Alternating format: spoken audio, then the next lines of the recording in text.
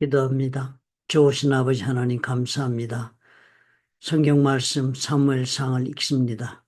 하나님께서 깨우쳐 주셔서 그 옛날의 구약의 말씀이 아니라 오늘 우리의 삶에 살아있는 하나님의 말씀으로 깨닫도록 성령께서 말씀해 주옵소서. 예수님 이름으로 기도합니다. 아멘. 11월 18일자 사무엘상 11장 1절부터 15절의 말씀을 여러분 읽으시기 바랍니다. 읽으셨을 줄로 알고 제가 진행하겠습니다. 얘기의 내용이 보면은 이제 사울이 방금 왕으로 이제 기름 부음을 받아 대관식을 한 것으로 보여집니다. 왕 자리에 취임을 했습니다. 사무엘이 그렇게 취임시켰었습니다. 그랬는데 그 다음에 그 왕권이 아직 확립될 수 없는 거죠. 처음부터 왕을 세웠게 됐으니까 왕이 도대체 백성들의 어떤 일을 행할 수 있는 그런 능력이 있는 사람인지 혹은 또 왕이 무엇을 해야 하는지도 잘 몰랐을 때였을 것입니다. 그렇게 시작이 되었으니까요. 사울이 왕이 되었다 하지만 실질적으로 사울이 왕답게 만드는 과정을 하나님이 지금 역사하고 계신 것을 적은 내용이라고 우리가 보면서 이 문장을, 이 본문을 우리가 이해하도록 그렇게 노력해야겠습니다. 사울이 어떤 특징적인 점에 우리가 이렇게 집중하고 과연 왕이니까 사울이 왕이 된 것은 어째서 되었는가 이런 점에 우리가 집중한다면 하나님의 뜻을 우리가 발견하기가 어려울 수도 있습니다. 사울이 왕된 것은 사울이 어떤 점 때문에 되었는가 하는 것은 단 한 가지 점이 있었을 것입니다. 하나님의 마음에 들었다. 하나님 마음에 들었기 때문에 왕이 된 것이죠. 하나님이 사람을 쓸 때는요, 이 한 가지 조건이 있으면 하나님이 누구든지 쓰실 수가 있습니다. 하나님의 마음에 들어야 합니다. 우리가 또 하나님 마음에 들어서 성공적으로 잘 쓰임을 받으려면 다윗처럼 그 표현 그대로 쓴다면 하나님의 마음에 합한 자가 되면 되겠습니다. 그러나 이제 마음에 합한 자가 되는 데까지는 많은 시간이 걸리겠습니다. 처음부터 하나님 마음에 합한 자가 누가 있겠습니까? 우리가 아직 하나님 앞에 쓰임받을 때 우리 모습을 보면 우리는 준비되지 않았고 우리는 아무 능력도 갖추지 못했고 그랬을 때 하나님 우리를 부르신다고 적혀 있잖아요. 너희들 가운데 부르심을 받은 자의 모습을 보라. 문벌이 좋은 자가 많지 않고 학벌이 좋은 자도 없다. 이런 식으로 설명하잖아요. 하나님의 그저 그 사람의 중심을 보고 쓰신다는데 그 중심을 보고 쓰실 때 한 가지 조건은 하나님 마음에 드시면 되는 것입니다. 오늘 그 얘기가 그렇게 그래서 우리가 출발되는 겁니다. 사울이 우리가 보니까 뭐 남들보다 머리 하나가 더 컸다. 뭐 그런데 숨어 있어서 겸손한 모습도 보고 있으니까 자기 그 사울의 속사람의 모습이 일단 비쳐나와서 우리가 그렇게 사울이 어떤 사람인지 알 수 있는 모습은 되지만 그렇게 그것이 하나님께서 마음에 들어서 사울을 선택해서 그렇게 하나님이 쓰게 된 것이 동기가 되었으니까 우리가 그것을 이해하면 되겠습니다. 그래서 하나님의 쓰임을 받는 사람으로서 하나님 마음에 들어서 뽑힘을 받았지만 그런 사울이 정말 왕으로서의 자리에 앉아 왕의 실력 있는 왕으로서 하나님의 능력을 입어 쓰임 받는 데까지는 많은 단계가 보여지고 있는데 오늘 이 과정을 보니까 하나님께서 사울을 왕으로 만들어주고 계신 것을 우리가 볼 수 있습니다. 전 국민적인 지지를 받지 못했던 것을 우리가 어제 말씀을 보니까 나오잖아요. 사울이 왕으로 임명되고 나니까 우리는 사울을 섬기고 싫다라고 생각하고 사울에게 비난하고 그렇게 떠나는 사람들도 있었습니다. 일부의 사람이 그렇다는 것이 그 사람들이 뭐 소수니까 무시도 되는 것이 아니라 전체적인 그런 지지를 받아 왕으로서 다스릴 수 있는 그런 왕권이 확립되지 않은 모습을 우리가 본 것이니까요. 그런 점에서 오늘 우리 이야기를 보니까 하나님이 그렇게 지금 하고 계신 것입니다. 암몬 사람이 쳐들어왔는데요. 길랏 야베스 족들이 이 암몬 사람들에게 그저 완전히 항복을 했습니다. 황복을 하면서 야베스 모든 사람들이 나하스에게 이르되 즉 암몬 사람 뭐 그 왕인 모양이죠. 그게 이르되 우리와 언약하자 조약을 맺자 그래서 이거 사실 하나님 이래서는 안 된다고 가리킨 것 아닙니까? 가나안 땅에 들어가서 할 때 절대 그 이방 민족들과 언약하고 조약을 맺고 살지 말고 하나님만 의지하고 살면 하나님이 보장해 준다고 그랬는데 이 벌써 이때가 돼서 보니까요. 사사들 사무엘의 말기 때였으니까 그때 살았던 이스라엘 사람들의 영적 상태가 이 정도였던 것입니다. 하나님 무엇을 우리에게 명하고 계신지도 생각지도 못하고 그저 지레 겁을 먹고 자기들은 감당할 수 없으니까 언약하자 그러니까 암몬 사람이 어떻게 해요? 너희 오른 눈을 다 빼고 그래야만 언약을 하겠다 그랬으니까 말도 안 되는 모욕을 받은 것입니다. 그렇게 되니까 이제 그때서야 급해서 야베스 장로들이 자기 동족들에게 알리는 겁니다. 온 이스라엘 온측의 전령들을 보내가지고는 우리를 구원할 적이 있으면은 좀 도와달라는 그런 전령을 보냈는데 그때 그 전령이 사울에게 도달을 해서 그 소식을 전해왔습니다. 그런데 사울에게 그 말을 전해 백성들은 어떻게 모두 다 절망에 빠진 것입니다. 우리가 이것을 감당할 수 있는 문제가 아니다. 그래 소리 높여 울고 있었는데 하나님의 영이 사울에게 크게 임했습니다. 그래서 사울이 이 말을 들을 때 하나님의 영에게 크게 감동되며 그의 노가 크게 일어났다. 사울에게 보통 사람의 어떤 감정적인 상태가 아니라 성령이 강하게 역사하셔가지고 그냥 어마어마한 그냥 분노, 하나님의 노가 일어난 것이지요. 그 성령의 힘에 성령의 노하심이 일어난 것입니다. 그래가지고는 한결이 소를 잡았다. 한결이니까 결이마다 소가 두 마리가 있습니다. 그렇게 결이를 끌고 가거든요. 농사 지을 때. 그리고 두 마리 소를 잡아서 각을 떴다 그랬으니까 그 뭐 껍질도 뺏기고 토막을 내가지고는 전령들의 손으로 12지파기 쫙 보냈습니다. 그리고서 말을 했습니다. 전령을 보내가 사울과 사무엘을 따르지 않으면 너들 소들도 다 입골이 된다. 그의 소들도 이와 같이 하겠다. 그렇게 했더니 모든 백성들에게 두려움이 임했습니다. 사실 이거 뭐 두려움이 임한 것도 하나님의 역사지요. 이런 것을 보고서 그 마음에 두려움을 느끼기에 선 하나님의 영이 지금 역사하고 계신 것입니다. 그래서 백성들이 그런 마음이 되니까 그 다음에 그 명령에 다 준행해가지고 사울과 사무엘이 부르는 대로 전쟁터로 다 나가겠다고 사람들이 나섰습니다. 숫자를 세보니까 이스라엘이 30만 명이 나왔다.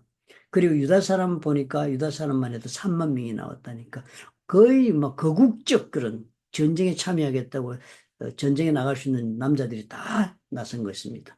그렇게 돼가지고 전쟁을 하게 되니까요. 이제는 뭐 두려울 것이 없이 전쟁을 한 것입니다. 그러니까 암몬 족속 이 사람들이 이 사람들의 군대를 대파하고 이튿날 사울이 백성을 3대로 나누고 새벽에 적진 가운데 들어가, 뭐 작전도 좋았네요. 그죠? 새벽에 들어가 날이 더울 때까지 암몬 사람들을 치매 남은 자가 다 흩어져서 둘도 함께 한 적 없었다. 그래가지고 그 다음에 어떻게 해요? 그 내용을 보니까 백성들이 어떻게 해요? 사울을 이제는 진짜 왕으로 받아들이고 사울이 그 사람들 위에 권위를 가지고 다스리는 그런 체제가 서게 된 것입니다. 이 과정을 우리가 보면서요. 사울이 오늘 우리에게는 그러면 어떻게 우리가 해석을 하면 좋을까 하는 것입니다. 우리가 하나님 앞에 쓰임받을 때요. 우리가 마음속에 가장 두려운 것이 뭡니까? 받을 수도 없다고 생각하는 생각 우리 대부분 합니다. 왜냐하면 나는 하나님 앞에 쓰임받을 수 있는 여건을 갖춘 사람이 되지 못한다. 부족한 사람이다. 하나님 쓰기에 거룩하지도 못하고 하나님 쓰시기에 우리가 정말 능력을 갖추지도 못했고 하나님 쓰시기에 뭔가 내세울 만한 것을 아무것도 가지지 못했다 생각하니까 하나님은 나를 쓰지 않으신다라는 생각을 하기 쉽습니다. 그러나 우리 모든 하나님에게 택함받아 예수를 믿는 사람들은요, 다 하나님께서 어떻게 쓰시기 위하여 부르신 것을 우리가 기억해야 합니다. 하나님은 우리를 쓰시기 위하여 예수 믿게 하신 것인데 예수 믿는 것이 이 세상에 있는 많은 사람들 가운데서 우리를 불러내어서 예수를 믿게 하신 것을 우리가 기억해야 합니다. 그렇다면 우리 하나님은 우리를 쓰시기 위하여 불러내신 것이라면 우리는 어떻게 스스로가 생각할 때는 마치 사울이 자기 자신을 생각하고 같은 것입니다. 왕으로 세우고 하니까 그냥 내가 감당할 수 있는 자리가 아니라 싶으니까 행구 뒤에가 숨었다. 즉, 여행 가방 뒤에 가서 짐짝 뒤에 가 숨었다고 하지 않습니까? 그런 심정이 사실 우리의 심정이 될 수 있습니다. 나 같은 사람은 그렇게 크게 하나님 쓰신다는 말은 글쎄, 나에겐 적용이 되지 않는다라고 생각할 것입니다. 그러나 그런 사람들도 하나님 다 쓰신다는 것이 성경의 가르침이고 그렇게 쓰시기에 부르셨다면 하나님 쓰시는 과정은 오늘 이 사울을 쓰실 때의 과정보다 똑같게 우리에게 역사하신다 하는 것을 우리가 추측해보고 그리고 또 말씀을 통해서 우리가 우리 삶에 비유하며 적용할 수가 있다 생각이 들어집니다. 첫째로 어떻게 해요? 우리 삶 가운데 내가 감당할 수 없는 문제에 직면하게 하십니다. 하나님 나를 하나님의 능력 가운데 쓰고자 하실 때는요. 하나님의 나를 내가 감당할 수 없는 그런 환경에 직면하게 하십니다. 문제에 직면하게 만듭니다. 그러면 좌절하겠죠. 그죠? 그럼에도 불구하고 한 가지를 해야 돼요. 하나님에게 의지하고 하나님께 그 문제를 가지고 나갈 수 있는 내 마음을 가지고 하나님께 우리가 나아가면 성령의 기름 부으심 가운데 우리를 감동시키시고 성령의 충만함과 성령의 인도하심 가운데 우리 하나님께서는 어떻게 해요? 나로 하여금 그 문제를 직면할 수 있는 그런 능력을 주님이 부어주시는 것입니다. 이 과정에서 우리가 착각하지 말아야 되는 것은 내가 그 문제를 감당하는 것이 아니고 이제는 누가 감당합니까? 하나님의 영이 그 문제를 감당하는데 나는 단순히 뭐예요? 채널, 통로가 될 따름입니다. 하나님의 능력이 나를 통해서 발휘되는 그런 통로가 될 따름이라는 것을 우리가 명심해야 합니다. 하나님에게 쓰임받는 사람에게 절대적으로 인식해야 될 문제가 바로 이 점입니다.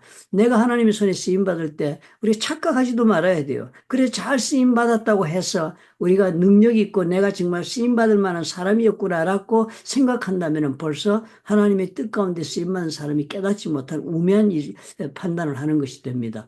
우리는 하나님의 쓰임받을 때는 결코 내 능력으로 쓰임받지 않습니다. 하나님은 어떻게 해요? 내 능력으로 감당할 수 없는 문제를 내 앞에 놓아두고 그래서 하나님이 정말 하나님의 영으로 나를 충만케 하시고 능력 가운데 하나님 성령께서 나를 통하여 역사하심으로 그 문제를 해결하시고 또 감당할 수 있도록 주님께서 역사해 주심으로 우리로 하여금 그것을 보게 하십니다. 그리고 어떻게 해요? 다른 사람으로 하여금도 그것을 보게 하십니다. 그러면 어떻게 되겠습니까? 그 사람을 통하여 역사하시는 성령님 때문에 내가 쓰임받고 나면 많은 사람들이 나는 하나님의 사람으로 인정받겠지요.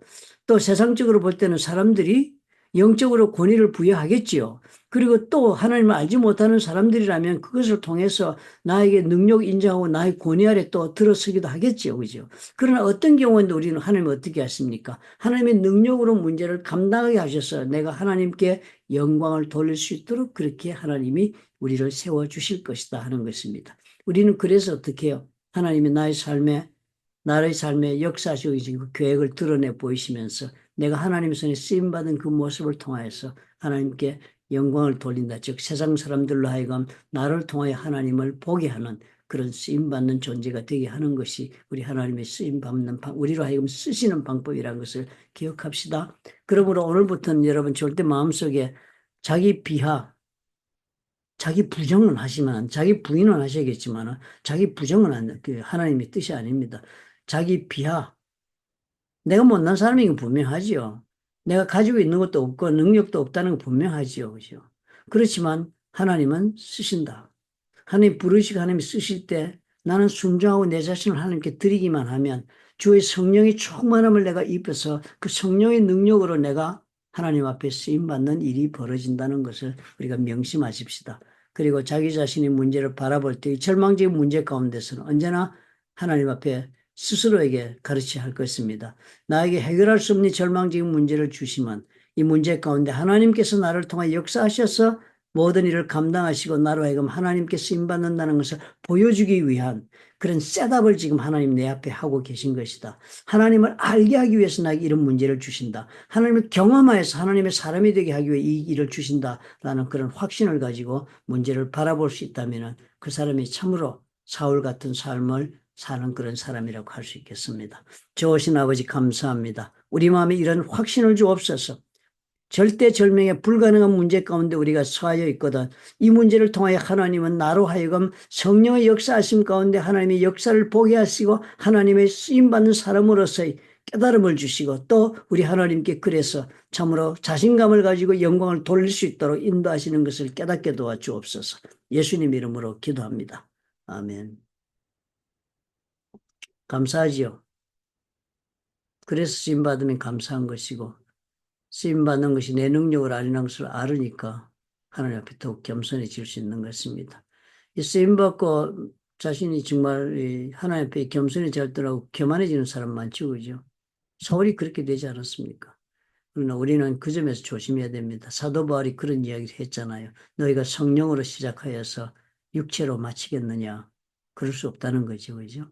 그러므로 우리가 언제나 우리 하나님 앞에 겸손할 수 있으려면 기도해야 될 것을 압니다. 말씀 가운데 내 자신을 쳐서 복종시키는 노력이 우리로 하여금 겸손하게 그렇게 붙잡아 주지 않겠습니까?